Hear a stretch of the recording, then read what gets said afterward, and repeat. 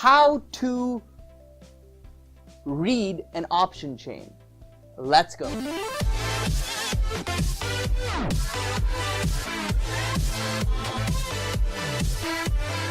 Welcome back, guys, to another video. My name is Nick, and on this channel we cover positive investing. If you want to see more videos like this, you like videos on options, make sure to hit that subscribe button down below, hit that bell notification so you don't miss anything.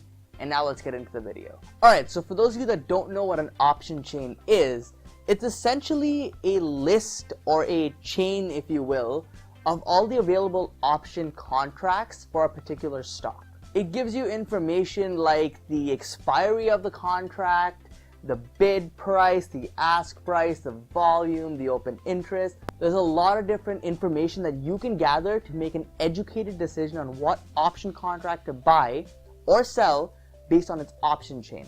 Now, depending on your broker and your trading platform, you might or might not be able to see certain things like the graph or the price history of an option chain. But if that's the case and you're really serious about option trading, then you might want to consider switching brokers. Anyway, so now let's pop up an image of my option chain and let's go through what I see as important and what each of these fields in here means. So at the top here, you can see that the underlying stock, in this case Facebook, and you can also see its share price. Now underneath that, you can see things like its after hour activity, if it did increase or decrease after hours. So now underneath that is where you'd see a lot of the different options that you'd want to kind of filter through depending on what you're looking for. So there's different things like the expiry month. Now it's important to keep in mind that not every single underlying, like Facebook for example, has an option contract for every single month. So you'll kind of have to make adjustments depending on what option contracts are available and when they expire and what month they expire in. But apart from that, I can also go in and kind of sort the option chain by just options that are in the money, just options that are out of the money, or maybe I just want to look at the call options or just the put options. I have a lot of different filters here that I can go in and play around with. Anyway, so now what we're going to do is take a deeper dive into the actual option chain and walk you through step by step of what each of these things means, what each of these columns mean, so that you can make a better decision when you're looking to purchase an option contract. Alright, so let's pop up the image back on the screen here, and you can see there's really two sections on this page here. The option contracts on the left are for call options, and the contracts that are on the right are for put options. The last column is just the last price that the contract was traded at. The CNG just stands for change, and it's the change in the price from what the contract was from the second last trade to the last trade. The bid, if you're familiar with stocks, you'll be familiar with bid and ask. Bid is pretty much what buyers are willing to pay for the contract. Ask is what sellers are willing to sell per contract. The volume, again, if you're familiar with shares, volume is pretty much just how many contracts of that particular strike was traded that day. And then finally, open interest is something new to a lot of people. And all this really means is that it's the total number of contracts that are still outstanding and haven't been closed. So all you'll really need to understand from the open interest is that the higher the open interest, the more liquid the option contract typically is. Now you'll also notice that some of the strikes on here are highlighted yellow, and this means that the strikes are in the money.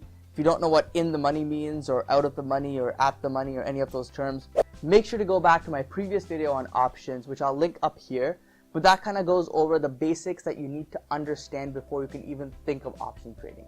So that covers things like in the money, out of the money, and other different terminologies that a lot of traders use when they trade options. Anyways, like I was saying, the strikes that are yellow are pretty much in the money, and the strikes that aren't yellow and aren't highlighted are out of the money. So now again, it's important to note that depending on your broker, a lot of this information might look a lot different in your platform. But in my opinion, if you don't have access to all of these things that I covered today in your trading platform, I would seriously consider switching brokers, because these are kind of essential to have available when you want to go in and purchase some option contracts. Now, if you're not sure what broker to pick, I did make a video on that, which I'll also link up here. And those, I think, in my opinion, are the best brokers of 2018. So take a look at that. I particularly cover a broker that I think is the best for option trading. So make sure to watch that video and kind of leave a like on there as well if it does provide any value for you. But either way, guys, thank you so much for watching. This was a quick video on options and how to read an option chain. My next video will go over the option Greeks, how to understand them, how they play a role in the option price, and how you can make decisions as to which option contract to purchase. I'll also be sharing which particular Greeks I personally look at when I go to purchase some options, so make sure to stay tuned for that in the next video. But either way guys, don't forget to invest positively, and I'll see you in the next one. Peace.